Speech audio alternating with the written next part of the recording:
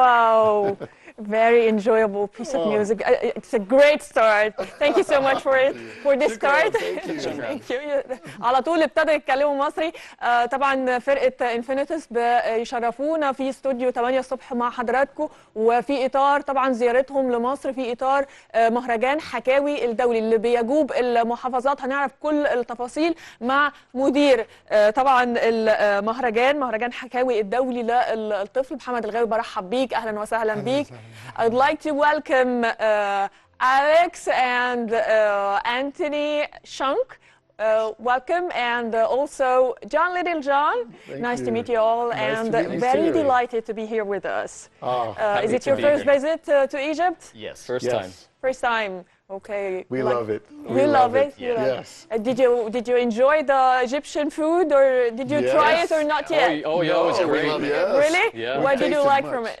Oh, everything. It's so many different flavors and so colorful. Really just some wonderful food. And we all like food, so we ate a lot. I think I gained 10 pounds. You don't seem to like food. What's the meat roll? Kofta.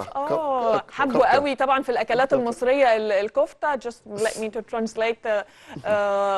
وطبعا بيحبوا الالوان اللي بتبقى كتيره في الاكل، وهو بيقول انه بيحب اصلا الاكل. فانا بقول له ان هو مش ظاهر على بنيانك او على جسمك ان انت بتحب الاكل، بس بيقول لي ان هو بيحب الاكل. طبعا جون راح مشاور لي كده على التامي على طول ان في شويه كرش خفيف كده، فهو بيحب الاكل قوي. هم طبعا فرقه ممتعه جدا، وهم بيقولوا ان دي زيارتهم الاولى لمصر وهم استمتعوا بيها جدا. استاذ محمد، عايزه ارحب بيك وكلمنا اكتر على مهرجان حكاوي. وهو طبعا مهرجان لرسم البهجه اولا واخيرا، بيضم العديد والعديد من الفرق، فعايزين نتعرف على مهرجان حكاوي. مهرجان حكاوي هو بيتعمل بقاله 10 سنين. السنه دي بنحتفل بالدوره ال10، وهو خلال 10 ايام بنقدم عروض عالمية بجودة عالية جدا بيقدمها فنانين محترفين للأطفال، ابتداء من سن 0 اللي لسه مولودين لغاية 18 سنة.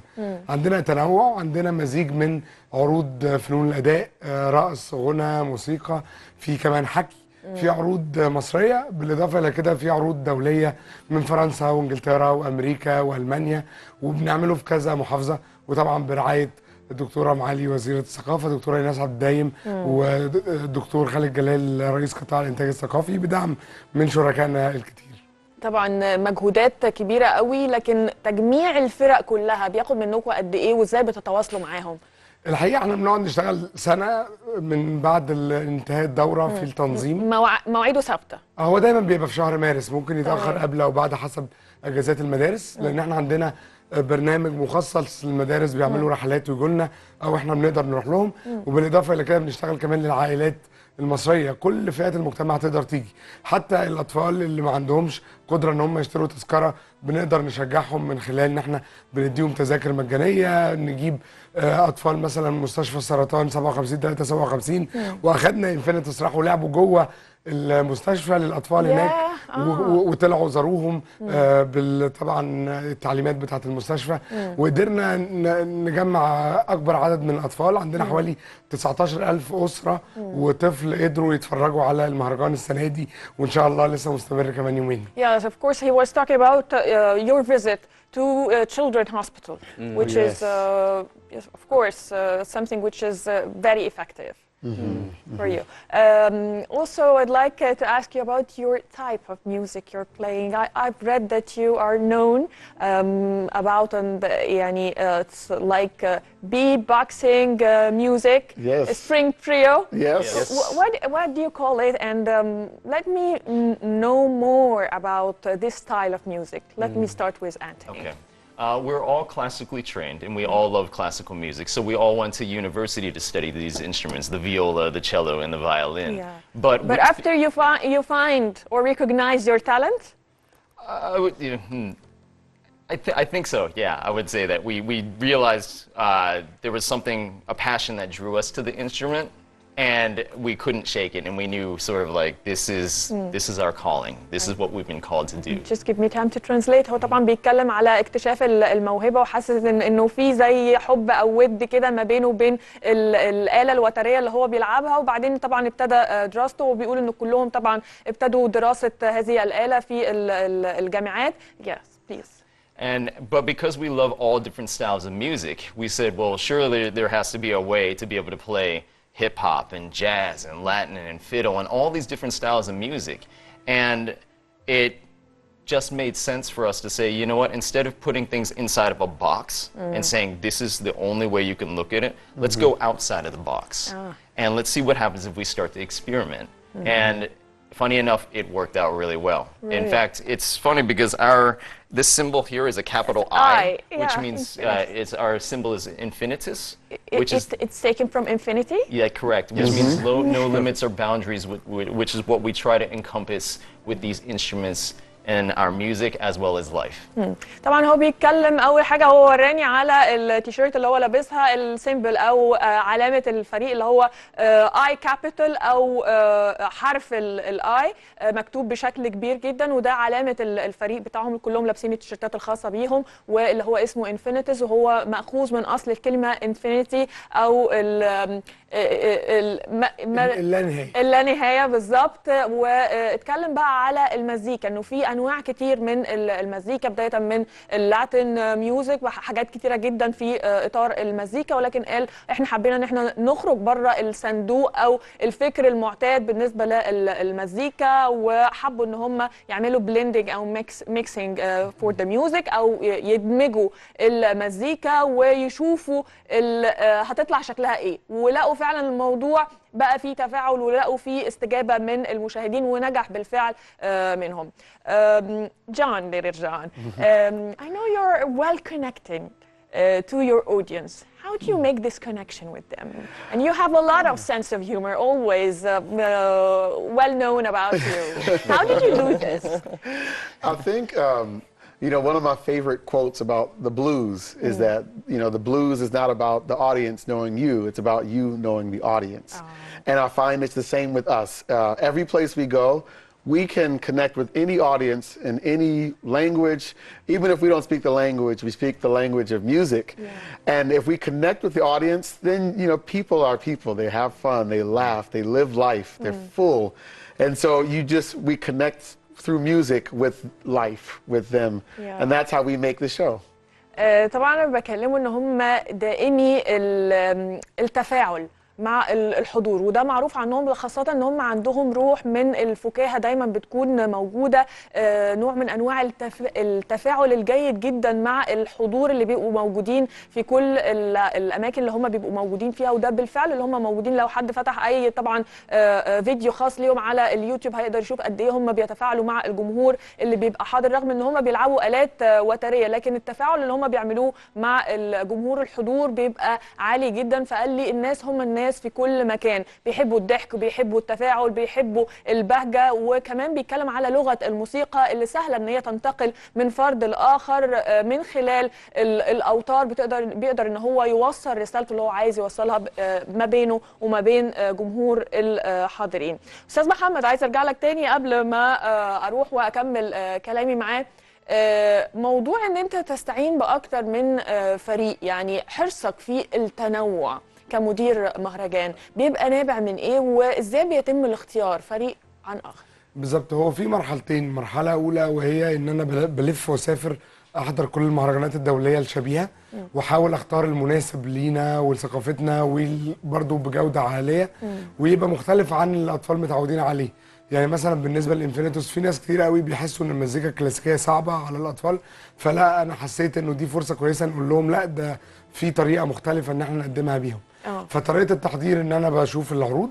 الطريقه الثانيه لفت نظركم ايه في فريق انفينيتيز عشان تختاروا؟ هم بيعملوا تفاعل زي ما حضرتك كنت بتقولي مع الجمهور بطريقه هايله. بيقدروا يطلعوا الولاد على المسرح، وحتى الولاد بيقودوهم في مرحله معينه، بيحكوا لهم حكايات، في وسط الحكايات بيقدروا يشجعوا الولاد ان هم يتخيلوا حاجات، والولاد ده بيخليهم جزء من الحدث. بالاضافه الى كده فكره انه خلال ال10 ايام اللي احنا بنقعد سنه نحضر عليها يبقى في خليط، يحضروا حكي ويطلعوا من الحكي يحضروا رقص ويطلعوا من الرقص يشوفوا مسرح، ثم مزيكا كلاسيكيه واراجوز وحاجات مسرح دل وحاجات اوت دور. ففكره ان هم عندهم تنوع كتير ممكن يخليهم يقضوا اليوم عندنا في المهرجان ويعملوا روح المهرجان.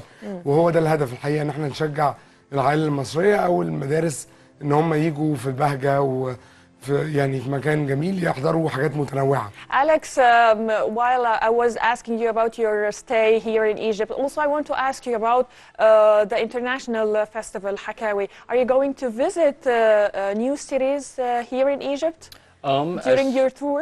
Yes, we started off in Alminia and then we ended up here in Cairo, and we've been able to do lots and lots of different performances in different areas. And it's great because it gives us a better snapshot of what the city is like, what the culture is like, and we're loving every moment of it. Did you visit historical sites? We did go and see the pyramids a few days ago. راحوا شافوا الأهرامات من كام يوم. And what else? Only the pyramids? Right now the pyramids, but we will be looking at a few more things today in between shows. Hope so.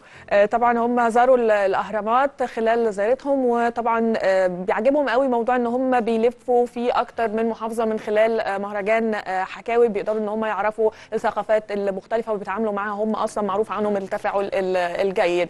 I would like to hear another piece of music. Are you ready? Yes. Okay. Yes. Share with us.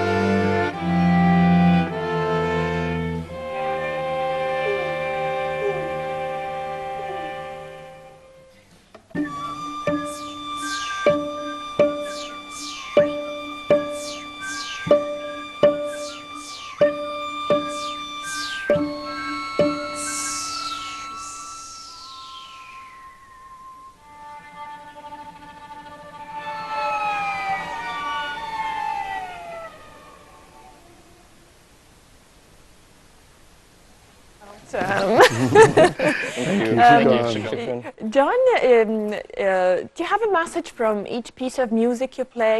Like, I feel now when you are playing that it's dawn and we have birds. And Yes, you that's picked it right. right up. Did I get the message correctly? So, you depend on reaching, not only playing a music or just not playing a piece of music or a song. You play on our hearts. Is that right? Yes, we try to. Do Thank you have you. a view to share with us about this? There is a quote that we often speak about. I think John spoke a little bit about it before. Life comes from music, and music comes from life.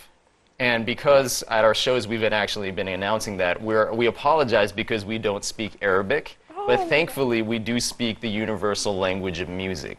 And so we're able to connect with people. حاجة جميلة جدا بجد هو بيقولها دلوقتي. بيقول أنا بعتذر إن أنا مش عارف أتكلم اللغة بتاعة البلد اللي أنا موجود فيها دلوقتي، اللغة العربية، لكن هو الحمد لله بيشكر ربنا إنه بيقول الحمد لله إن أنا قادر إن أنا أتكلم لغة عالمية العالم كله بيفهمها، وهي لغة المزيكا ولغة الآلات، فده بيقدر إن هو يوصل رسالتي في أي مكان أنا موجودة فيه. كان سؤالي طبعا إن هم في عزفهم أنا حسيت إنه في فجر كده وفي طيور. قالوا لي بالفعل الرسالة وصلتك صح زي ما احنا لعبناها بالظبط، وفعلا لغة المزيكا بتقدر تنتقل من شخص لآخر حتى لو هم مش بيتكلموا نفس اللغة. يعني حاجة أكثر من راقية بصراحة. لغة المزيكا حاجة ليها إحساس آخر وإحساس مختلف. هل كل الفرق اللي موجودة كلها آلات موسيقية فقط؟ لا، في الحقيقة عرايس، في مسرح، في حكي، في رقص، في كمان حاجات بصرية فيجوال، يعني مسرح جسدي ما فيهوش كلام خالص. احنا بنحاول نقدم أرقى حاجة موجودة في العالم. ردود أفعالهم كانت إيه بالنسبة لكم كمنظمي طبعا للمهرجان؟ الحقيقة احنا منبهرين جدا. يعني احنا قدرنا خلال ال10 أيام دول نروح بالإضافة إلى المستشفى، رحنا القاهرة التاريخية، لعبوا جوه القاهرة التاريخية في مدينة الفسطاط.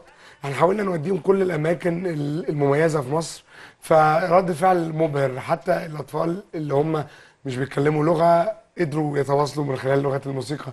كل العائلات راحوا للعرض مرة واثنين وثلاثة. يعني أول مرة جم قالوا لا احنا هنرجع تاني ونجيب أصحابنا وعائلاتنا، ما ينفعش نفوت فرصه زي دي. قدروا يلعبوا قدام الاف الاطفال والاسر في المرحله اللي فاتت بسبب كمان يعني عرضهم المميز. قدرنا ناخدهم جوه المدارس، فالولاد مش بس بيجوا لهم في رحلات او مع اسرهم، كمان جوه المدرسه. وهم الحقيقه بالاضافه لان هم محترفين وموهوبين، هم كمان مرنين جدا. يعني عندهم قدره انه flexible. The flexibility. يعني بيقدروا النهارده مثلا صاحيين بدري، امبارح لغايه الساعه 12 بالليل كانوا بيعملوا بروفات وبيجهزوا. دايما مركزين ومفيش اي توتر خالص، ودايما سعداء وفرحانين. وطول ما هم قاعدين يشكرونا ويشكروا مصر، وطول ما هم قاعدين يقولوا ميرسي ان احنا قضينا الوقت ده في مصر، احنا عمرنا ما استمتعنا في الاستمتاع ده. فاحنا بنقول لهم معلش بس انتوا تعبتوا جدا، فهم بيقولوا بالعكس احنا في احسن لحظات حياتنا.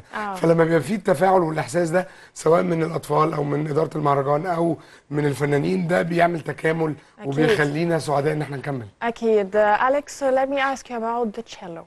Okay. And how did you get started with it? And why did you choose? Well, there's a little bit of a story. Because Anthony and I are twins, we have 2 other siblings, an older brother and an older sister. And our parents didn't want us to fight, so they made us all choose different instruments. So that's how I ended up on the cello. طبعا هو بيتكلم، انا بساله ازاي هو يعني ابتدى مع الآلة المحببة بالنسبة له اللي هي التشيلو، وليه اختارها. فقال انه هو يعني هو اخ واخوه توأم، أنتوني وأليكس، وطبعا أب وأم وأخ وأخت مش توأم. فهو بيتكلم انه الاب والام كانوا عايزين كل واحد فيهم يلعب آلة غير التانية، ولذلك هو اختار آلة غير اللي اخوه بيلعبها، واختار التشيلو ده. هو حب ان هو يختصر لنا الموضوع في هذا الامر. But how you deal with the twins? Is it a good thing for you? That's a great question.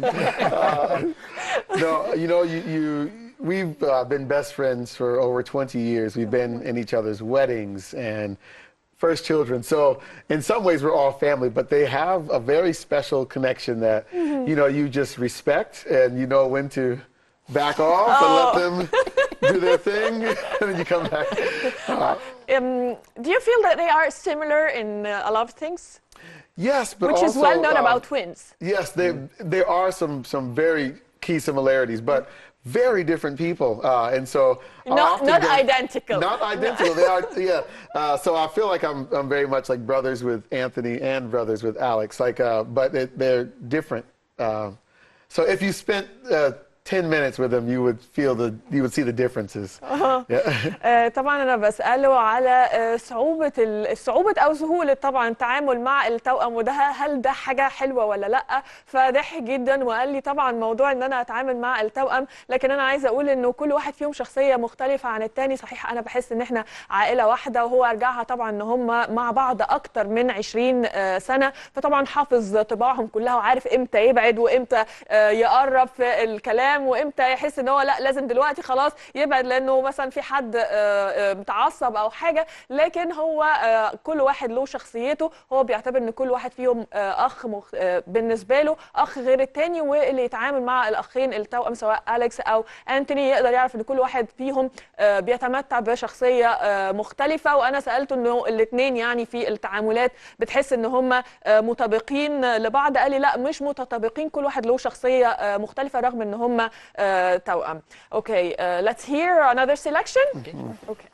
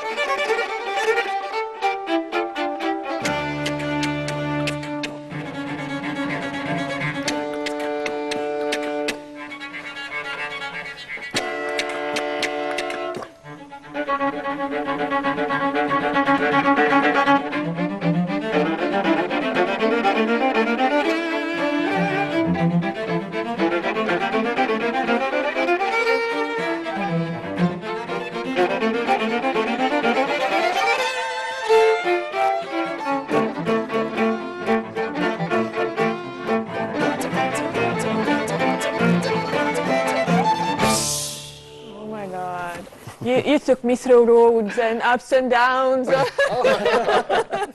A lot of things. Anthony, let me ask you about your album. Yes. Has you released it? Yes, we've had 2 albums. Our very first album is a self-titled album called Infinitus. It's a lot of the music that you hear here. Okay. And then our second one, we actually decided to release a Christmas album because we figured, why not? And so we've done a very similar style of music with popular Christmas tunes. Old ones? Yes. Old, yes. Yeah. طبعا بسألهم على الألبوم. هم قال لي إن إحنا أصدرنا 2 كمان ألبوم، واحد في الكريسماس بيعزفوا فيه مقطوعات طبعا معروفة بالنسبة للناس، وواحد آخر طبعا منهم مقطوعات هم لعبوها معانا النهاردة. Unfortunately we come to our end of show. Thank you so much. We're glad for joining us and sharing your music and looking forward for your future album. Yes. And being here again in Egypt with us. Yes. Thank you so much. بشكر حضرتك شكرا جزيلا استاذ محمد مغاوري، مدير طبعا مهرجان حكاوي الدولي، وان شاء الله المزيد والمزيد من النجاحات. نورتونا، شكرا جزيلا. Thank you so much. بشكر حضراتكم مشاهدينا الكرام، لسه مكملين معاكم بعد الفاصل. ده كان لقائنا مع فريق انفينيتس الكندي الامريكي، لسه مكملين معاكم، تابعونا بعد الفاصل.